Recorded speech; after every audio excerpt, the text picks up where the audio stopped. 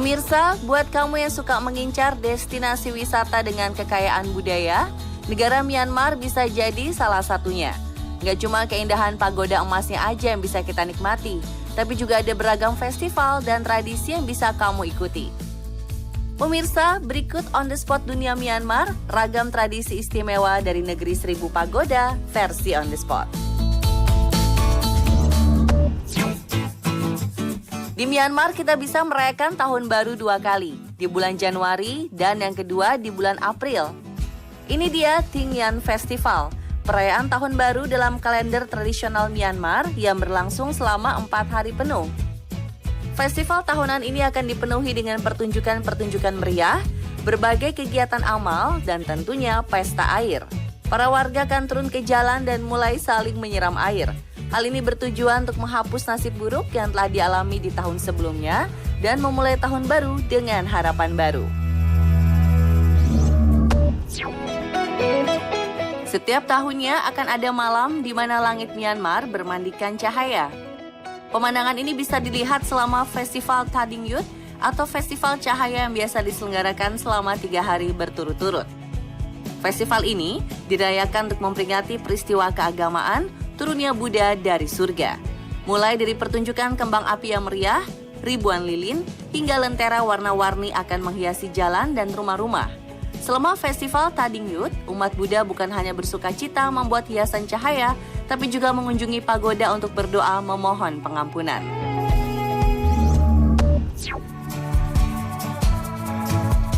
Masyarakat Myanmar yang mayoritas beragama Buddha memiliki banyak perayaan keagamaan. Salah satu festival bernuansa sakral bisa kita rasakan kalau mengikuti perayaan Kason Botri Watering Festival. Festival ini dilakukan untuk memperingati hari lahir Buddha yang jatuh di bulan Mei. Nantinya, umat Buddha di seluruh Myanmar akan menyirami pohon bodhi suci yang biasanya tumbuh di sekitar pagoda. Umat Buddha akan bergantian mengairi pohon bodhi dengan air wangi yang sebelumnya sudah diritualkan. Menurut kepercayaan, pohon bodhi adalah tempat sang pendiri agama Buddha mencapai pencerahan, sehingga dianggap suci. Pohon ini juga melambangkan keagungan, keanggunan, dan keindahan, sehingga sangat dihormati.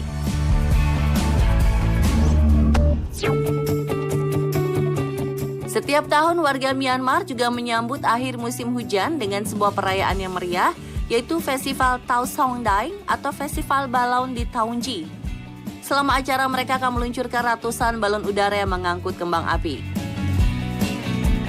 Banyak orang yang berkumpul untuk menyaksikan festival spektakuler ini. Tapi selain indah, festival ini juga berbahaya. Karena balon-balon udara yang punya bentuk dan ukuran beragam akan mulai terbakar atau meledak bersama kembang api saat di udara. Jadi, kalau mau menyaksikan festival ini, tetap harus berhati-hati dan pastikan berada di tempat yang aman. Pada tahun 2014, Festival Tau Zaun Dai memakan korban sebanyak 4 orang tewas dan 12 lainnya luka-luka selama perayaan.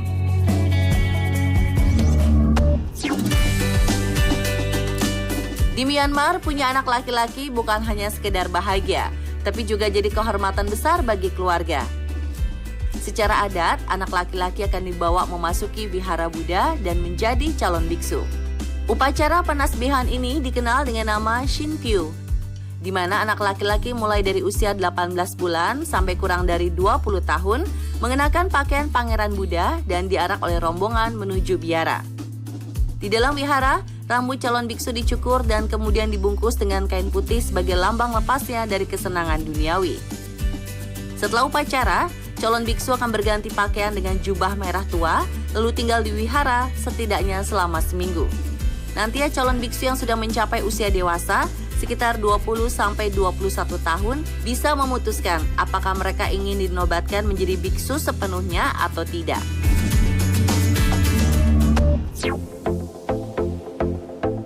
Selain punya keragaman budaya, Myanmar juga punya suku-suku pedalaman yang masih hidup terisolasi.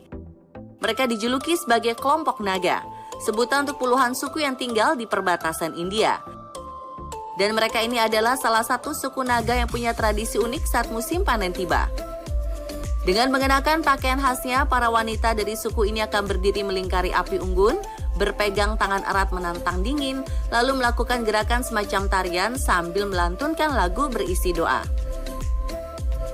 Ritual api unggun ini terus berlangsung sampai dini hari. Para wanita terus melantunkan doa untuk mengharap kesuksesan panen.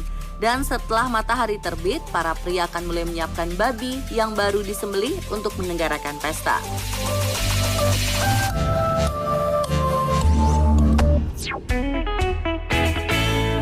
Danau Enli adalah danau terbesar kedua di Myanmar yang jadi salah satu destinasi wisata populer.